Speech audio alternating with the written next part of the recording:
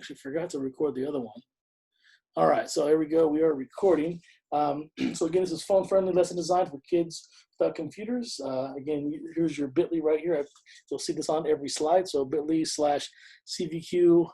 The F and F, the two Fs there are must be capitalized. So here we go. So again, for those of you, again, I'm Adam Juarez, Tech Integration Coach for grade 6-12 for Cutler-Rossi Joint Unified School District out here in rural Tulare County in Central California. You have my contact information here, my personal email address, my website, and a link to subscribe to my blog. So again, this is an old slide deck here, just showing off my family here, but don't have time for that today. So what can you expect from this session? So for the most part, how to use Google Classroom as a foundation. We're going to leverage the heck out of the Google Classroom question feature. Has ways to submit images of student work via Google Classroom on a variety of devices. Actually, the very last slide, I have 3 tutorial videos that you can share with students to show them how to turn in pictures of their work. So if they're doing handwritten work, they can turn in pictures of their work through Google Classroom on the apps, whether it's for an iPhone, whether it's for an Android, or if they have a Chromebook. How to plan with mobile phone apps in mind for student work. All the things that I'm going to be sharing with you can be, there is an app for that. We'll talk about smashing Google Classroom app with the Flipgrid app, combining screencasting with YouTube, using Quizlet for independent vocabulary building, and more. So let's get this show on the road. So some potential hurdles and things to consider when designing phone-friendly work here. So students have a variety of different data plans. For the most part, the industry standard is going to be unlimited. But again, not every unlimited plan is created equal. A lot of, like for example, I pay, I don't know, probably pay way too much for Verizon for my unlimited data. It's completely unlimited without them throttling me after a certain data usage. I pay through the nose for that, but most of my students cannot afford that. Their parents cannot afford to pay for that. A lot of kids do, they'll get a lot of these no contract companies that will give them for like, 40, 50 bucks, unlimited data to a certain point where the first 2 or 3 gigs is completely high speed. And then everything after that is now throttled down to 2G. So it's not, again, not every data plan, unlimited data plan is what's the word? They're not all created equal. So there's some things to consider. So when you are recording videos, keep them short.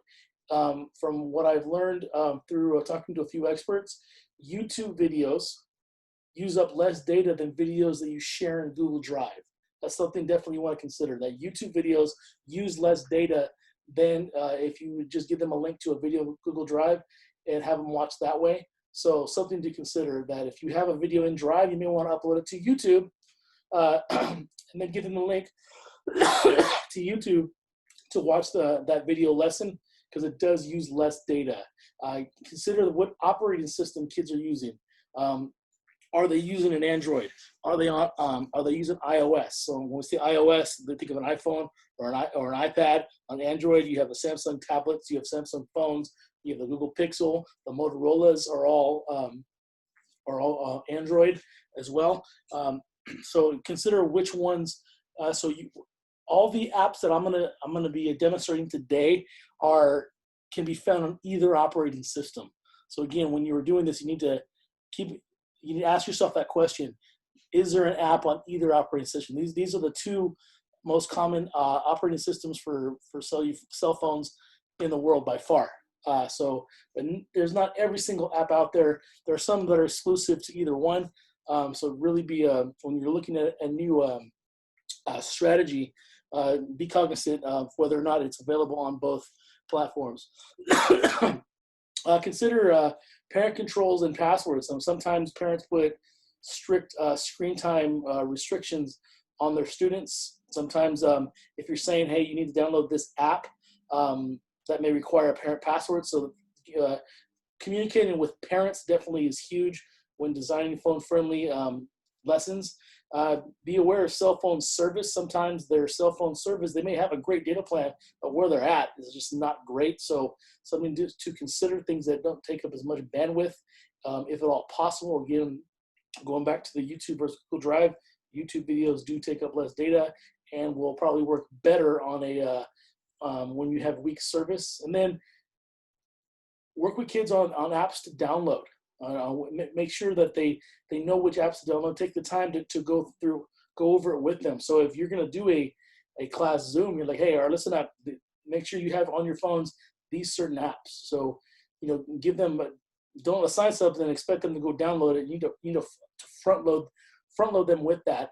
Before the whole quarantine started, when things were quote unquote normal, I would spend one of the first days of the school year. We called it the app downloading party. So everyone, take out your phones, and let's go ahead. And what we're going to do next is I'm going to give you, here's a list of the apps that you need to have on your phone to be successful in my class. And they would spend 20, 30 minutes downloading these apps onto their phone and making sure that they're logged in with their accounts and ready to go. And we would test drive some of them, some sample activities, and get them going. So definitely as you plan for next year, have that list ready and plan some time. If you are going to go to a hybrid model where you may see kids a couple times a week for 30 minutes, that one of those first few meetings can be that app downloading party, so to speak, to make sure that they have an idea of what they can really expect. So again, everything I'm talking about today, this is not a magic bullet. This is not going to solve everything in education, but it's just another way to kind of to bring some equity to this. Because again, not every kid will have a laptop at home. They have a Chromebook or a Wi-Fi. They may be working solely off their phone. In this whole time, this last 6-7 weeks where we've been doing distance learning with my students, every assignment I've given them has been phone friendly, because knowing my population. So I just want to throw that out there. So let's go ahead and talk through that. So this is kind of the basics of what I'm going to be going over today. The apps that I'm going to be highlighting.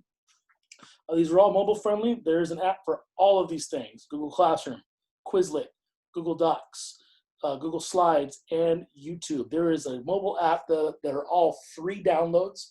All the kids need to do is log in with their Google account for a classroom when they want to access Docs, then when they need to access Slides, and YouTube, actually, they don't need to log in. They just need the link. With Quizlet, all they need is a link as well. They don't need to create an account. So again, even if they did create an account, it's all 100% free. So this is a screenshot of a sample Google Classroom that I created for this session. This kind of is very, very similar to the actual classes that I taught for the last few months here, doing phone-friendly lessons. Let me make sure we have something in the chat. I don't want to leave anybody out. For some reason, my chat doesn't want to work. Here we go. There it goes. All right. So questions here is curious about ideas of when kids have landline phones. So yes, that's a great question there. Yeah, that's definitely something I'm not sure I could really speak too much towards about the landline. The landline can be done where if you can somehow get a message to the student with a code to join with a number to join a Zoom meeting, that can be done with a landline. That's a great question. Zoom does allow dial in, so definitely that's probably the most that you can do with a landline phone. Other than that, Elizabeth, you could probably do something with Google Voice, where you set up your Google Voice phone number, and you can call them and do some, just one-on-one conversation, session with that student. So definitely, our hands are really tied if all they have is a landline. I mean, me personally, I don't know if many kids. A lot of our students don't even have landlines anymore. Most parents, for the most part, work solely off of their cell phones. Landlines are dying a slow death, but that's a great question. Thanks for asking. All right, so back over here. So this is kind of just a sample of what it can look like. My actual lessons look very similar to this. So I'm going to go ahead and show you guys right now. So I created a topic. This is for a mock week 1 of distance learning.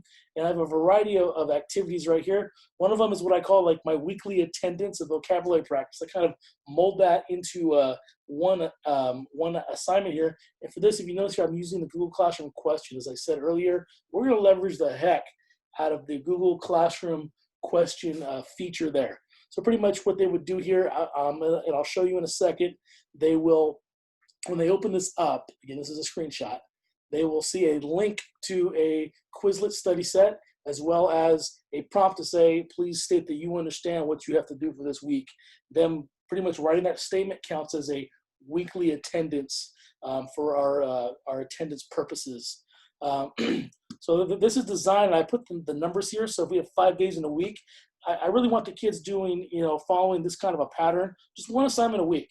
Honestly, this really takes nothing. Our school recommended that we keep our work to 30 minutes a day in the situation that we're in currently. I know that could probably change a little bit, probably expand that time if you go to a hybrid model in the fall, or also, just kids will be more familiar with this learning style in the fall as well. But our rule of thumb was 30 minutes a day. So pretty much 30 minutes a day is what they would be doing for each one.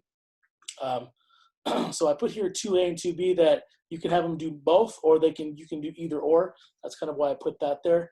So this first one here, this would be I believe this is going with a world history 10th grade lesson that I created.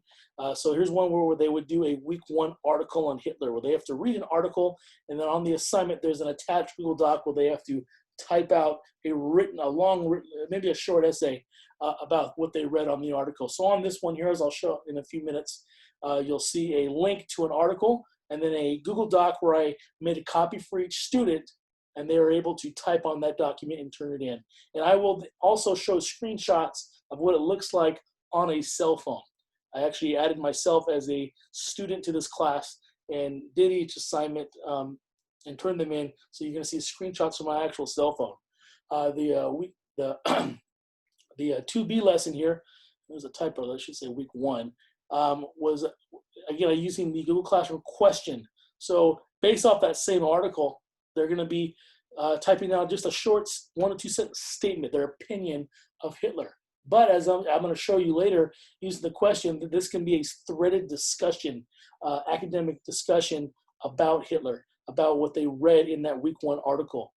So what they would do is they would post their opinion, a couple sentences, and then they would wait for their classmates to post theirs, and they would have to respond to a couple of other of their classmates. Usually someone, I tell them, respond to at least 1 or 2 other classmates that you disagree with, and kind of give some constructive criticism and have that academic discussion, which is a good way to really prepare kids for college, because that's a big part of online courses in college. I know when I did my master's online, it was 100% online, and every week we were doing a lot of work on the message board, where we had to respond to the prompts of our fellow classmates. Oops. Let's see. All right, no more new chat messages. This next one here, again, we're using the Google Classroom question, is what I call week 1 lesson video summaries. So what I do, I attach a video for them to watch, a lesson video, probably a 5 to 10 minute lecture, on the subject, in this case of Hitler, and they would have to look at each my videos using Screencastify and Google Slides together. That I would make my slides on Google Slides, record myself teaching the lesson on Screencastify, and I would then post that video on YouTube, because YouTube does use less bandwidth and data than Google Drive. From there, they would watch the video, and then so each video has a certain number of slides. Each slide has a main idea. So on this one here, they would have to type out a summary for each of the main ideas. So I'll go ahead and show you what that looks like in a few minutes. Here, I'm using a Google Classroom material for what I call Flipgrid Summary. So if this is where their video summaries here where they, from that lesson, they typed text to summarize. And this one here, they're going to use Flipgrid to verbalize it. So this is a great way to really support English learners using Flipgrid, because a lot of English learners, they may struggle with this part right here, writing it, but they're better off at explaining it verbally on Flipgrid. You could flip these where the Flipgrid goes first, and then the writing part here is second.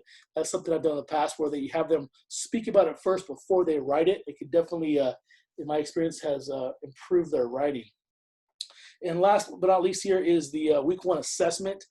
So each week has what I call an essential question, the overarching umbrella question that governs the entire lesson that I want to assess their knowledge of. And every activity here builds to that week 1 lesson, like on a Friday, that assessment on a Friday, where I will give them a list of criteria that they have, or in topics from the week that they have to address in their quest to successfully answer the question. It's constructed response. I tell them you should probably be writing at least 5-6 sentences to properly answer and demonstrate your knowledge here. And again, let's see one here. I'm using Google Classroom Question, where they're going to put their constructed response, and it's very quick and easy for me, the teacher, to see student answers. So let's go and take a look at this first sample one here for the attendance and vocabulary practice.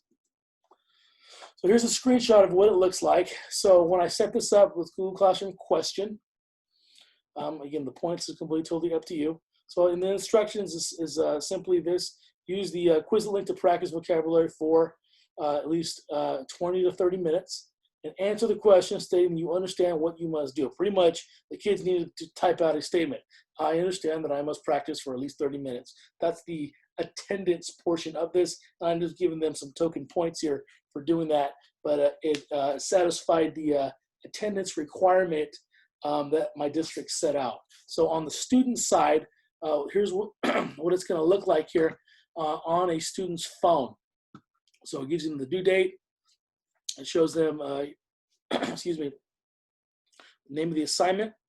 Here's the same instructions. And then right down here, again, I actually typed out my answer, but it would say right here, your answer. The kids would have a box here where they can type on their cell phone. So this right here is on the teacher side.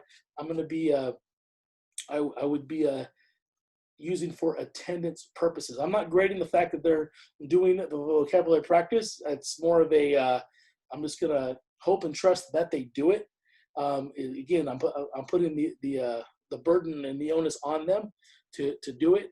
But again, this is more for the attendance than anything else. So I'm going to go ahead and stop right there, and I'm actually going to pull this up as from the teacher perspective to kind of show you what that looks like on the teacher end. So here we go, right here on the teacher end. So only one student has actually turned this in. That would have been me. So right here, as kids turn things in, I'm going to see a nice list here of all the kids that have turned this in, and I can give them their points very quickly. And this counts as my attendance. So this is what it would look like on that end. All right, no questions yet. Good to know. So each one, I'll kind of go back and show you what the teacher side of it all looks like. Next one here is what I call 2A, which you can do both or just choose one or the other. This one is what I call it's the week 1 article on Hitler. So the kids would have to read the article, and I have a link to the article right here. And if necessary, this is for the English learners. This is where I do the read aloud video for support reading the article. That's this right here. What this is, I use Screencastify of me reading this article.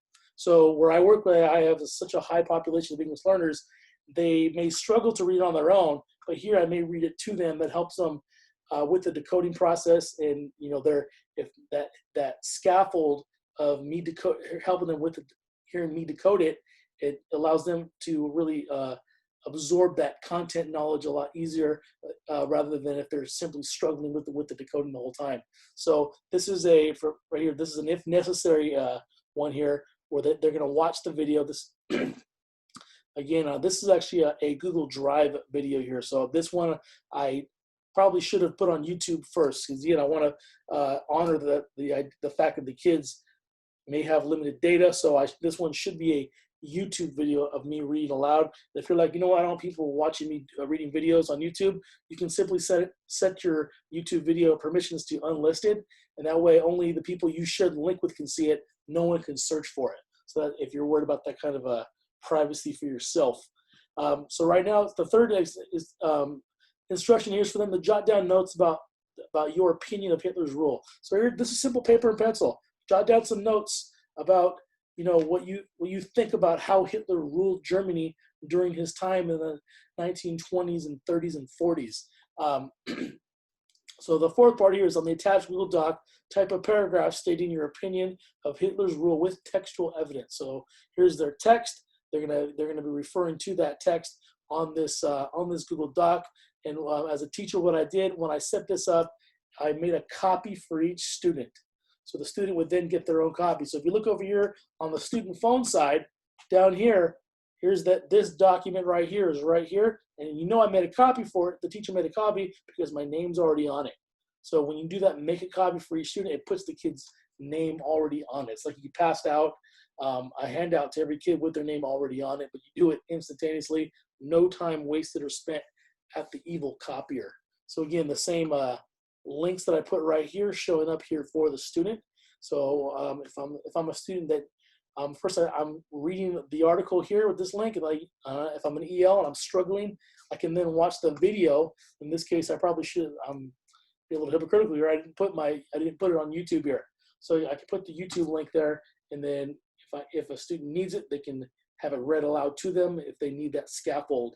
And while they're doing that, they're taking notes, and they're going to use those notes to write out their paragraph or two explaining their opinion of Hitler's rule in Germany. So from the student perspective, this screenshot right here shows Google Docs on the phone. So I can type out as much as I to my heart's content right here on Google Docs using my mobile phone's keyboard the entire time. And it has a lot of the same tools on regular Google Docs, everything a kid would need to type out a few paragraphs. Now, a full-blown research essay, this might not be the best format for it. It could be done, but definitely wouldn't want to have that done on a phone. But quick writing prompts that are maybe a page, 2 pages at the most, definitely can be done on a cell phone, and it isn't too difficult. I know a lot of kids who prefer to type on a phone. They type much better with their thumbs than on a keyboard. In the past, before the quarantine hit, kids would ask me, "Hey, mister, can I do this assignment on my phone? I just type it better and faster with my phone." So I would let them. So something to consider, that kids, this generation, they're a lot of them are much more comfortable typing on a phone than on a keyboard. So once I'm done typing up here, the student would then click the check mark, and they would go back to Google Classroom, and they would simply click turn in to turn in their work on their phone. So again, this all can be done completely on their phone. All right. Question here: have you used Quizlet as a function to let you know if your students have used it? How long? You know what, Eric? At this point, they don't. I really wish they could. Definitely. That's actually feedback that I've given to Quizlet. So if we get enough people clamoring to Quizlet for that, saying, "Hey, is there a way that we can see if they've done it?" Definitely would be some good data for the teacher to have. I do know on Quizlet, and I can show you that right now. Let me open up one of my Quizlets here.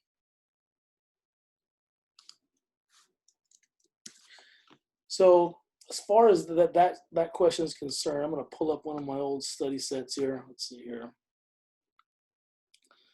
Go to one that I know the kids actually did. There we go. So when I go to the matching right here, the matching game, if I start playing this game, again, this has been done a long time ago. It'll show if I did try to actually play this game. All right, let's see here. Let's match these up here.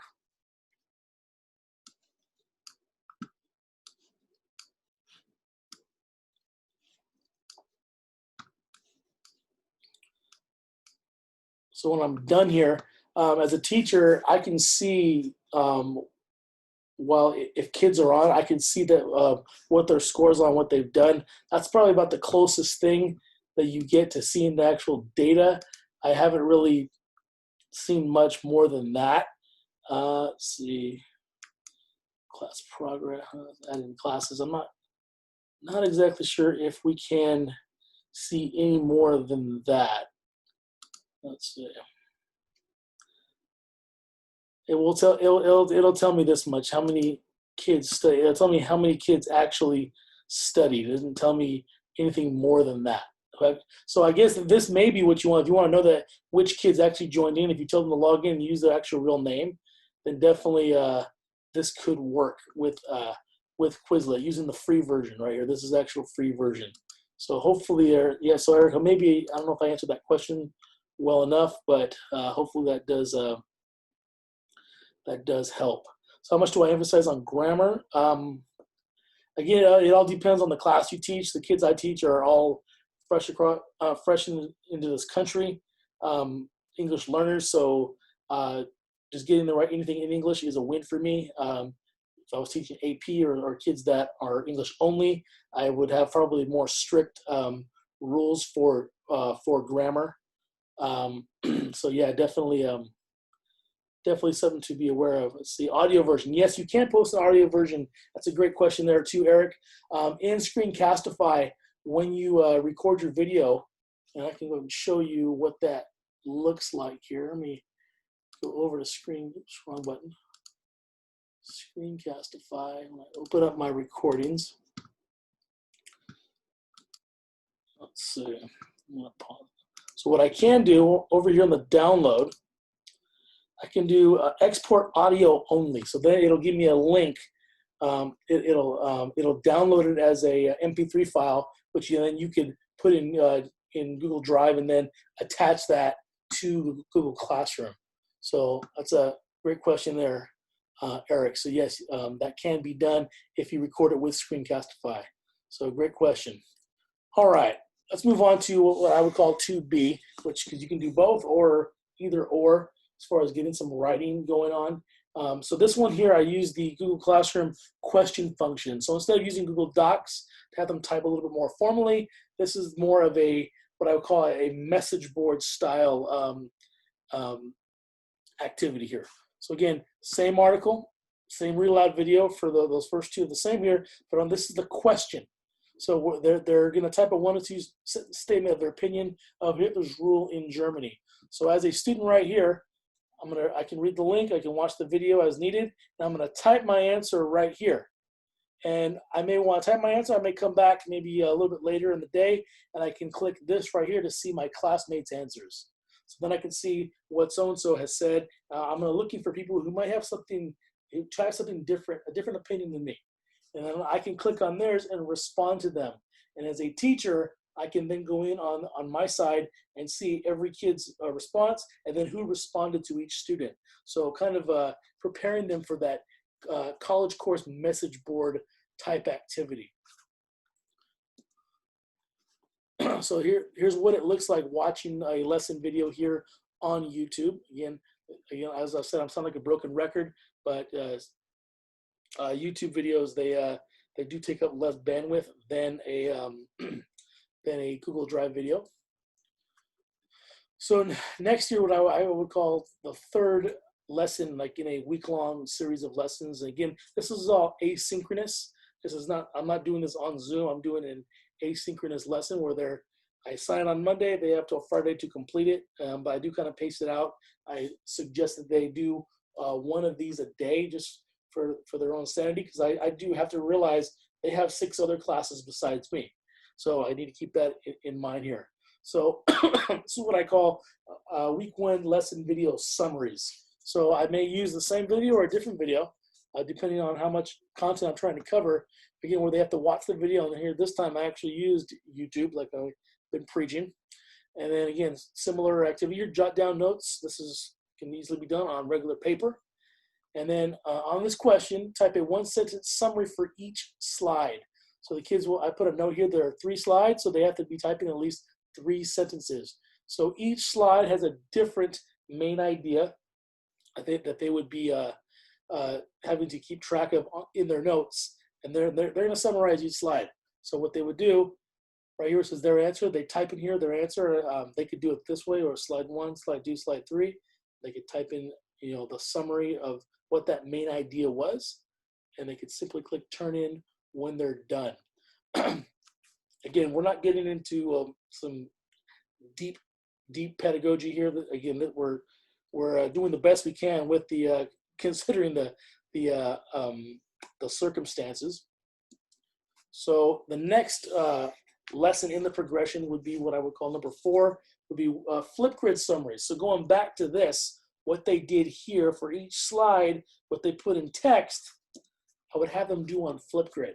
So if you notice, we have, so I would tell them, review your notes. So I'm going to assume that they would have let's see, they would have some notes from that video, and I want them to refer to what they wrote also on those text summaries.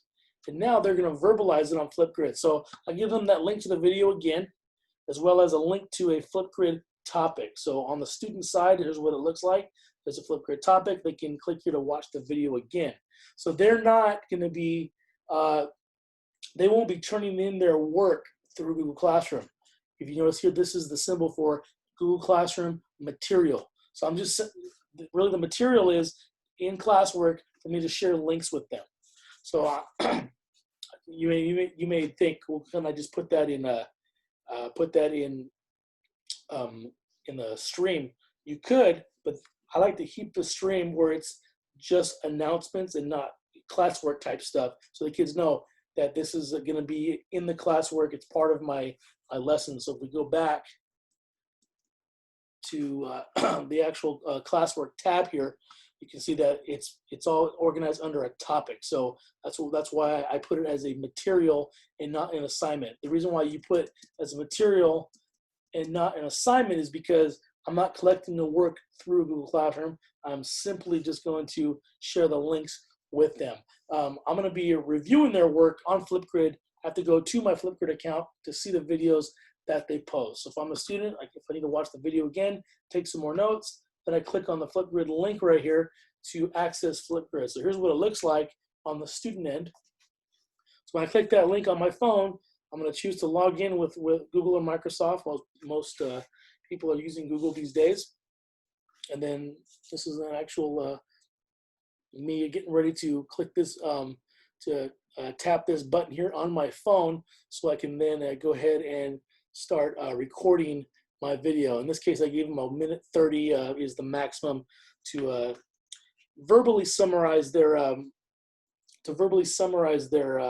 the 3 main ideas. And the kids can have their notes out if that helps them.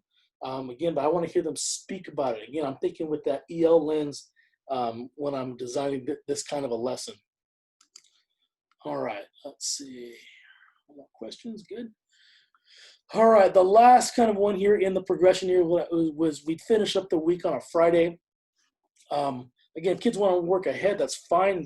That's what makes it asynchronous, but I kind of want to spread that out because I'm trying to always remember I'm not their only teacher. They're going to have 6 or 7 other teachers as well. So their assessment here is simple as this. They're going to use all the stuff they've done all week, all the notes they've taken, all the summaries they've written. They're going to use that stuff to write a minimum of 5 sentences answering this week's essential questions. And I'm very specific here of how I want them to answer the question. To effectively answer the question, be sure to explain the following concepts in your answer. So here's their question: how and why was Hitler able to rise to power in post-World War I Germany? And these are some of the main ideas that we would have gone over, that if they need to write a couple sentences about, a sentence or two about each one here. So they have to look into their notes and they have to really formulate that answer. So this is gonna be a paragraph or two for a really good answer to answer this question. This is their 50-point assessment. You may be wondering, like, why do you use question? How come we didn't have a Google Doc there for them to type? I chose to use, you totally could. A lot of teachers would prefer that. It might be, sometimes you may think it's easier to leave feedback. Just for my own grading purposes, my own workflow, I felt like it was easier for me to see all their assignments at a glance a lot quicker without having to go to Google Docs each time when I click on a kid's file. So again, that was more for my own preference. And again, if you're teaching, if you're a high school teacher teaching 180 kids, anything you can do to streamline your workflow definitely is something that you want to consider. So again, the kid would, on the student section, here's all the same information is here on the student side. They would just type their answer there and then click turn in when they are done. All right. So last but not least here, I'm going to leave you guys with these 3 videos here, or you would turn in an image of handwritten work. So with distance learning, a lot of times we're thinking, okay, everything's digital, but handwritten work does not need to be thrown out the window. So anyone who works with me and knows me a little bit knows that sketch notes are a big, huge part of what I do. So if you don't know what a sketch note is, I'm going to go ahead and kind of show you what that is. Let's see, pull up the website here. Show you some examples of my student sketch notes.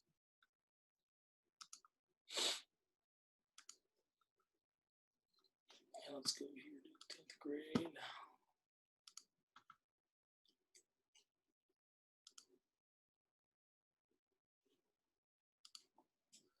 So these are some sketch notes that kids have created from reading out of the textbook, from listening to lectures. They would, usually what kids do will take their notes, their handwritten notes, and they would create, these look like handwritten graphic organizers. So the kids, based on my lectures, based on my lessons, based on what things that I had them read, they would create these sketch notes. And when we first started with, and these are all handwritten ones that I scanned to put here on this website to show you guys. So you could totally do this with distance learning. Have them do sketch notes. All they need is paper and a pencil, and colors if they do have access to colors. So if they were to do this, they can still turn this in through Google Classroom. So if I go back to my unfriendly, on this slide here, it shows you how the kids can do this through the Google Classroom app on an iPhone or an iPad, on an Android, or if they do have a Chromebook, Chromebooks also allow you to do it through Google Classroom. So for the most part, I'm not gonna get much, I'm not worried about the audio here. I'll skip ahead to kind of show you what that looks like.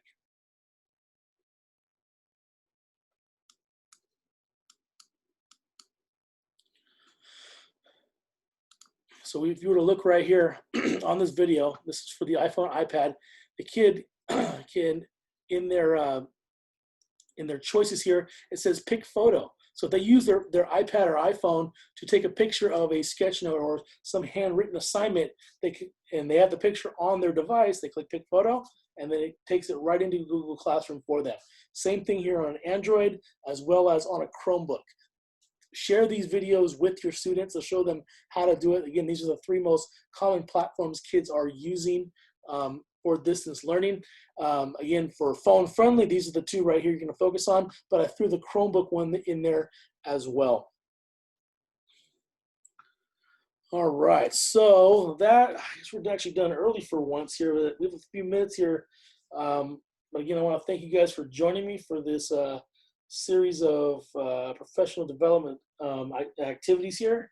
It's been great working with you guys. I look forward to seeing you guys down the road, either online or in person at a conference. That would be pretty cool. It's always a fun time.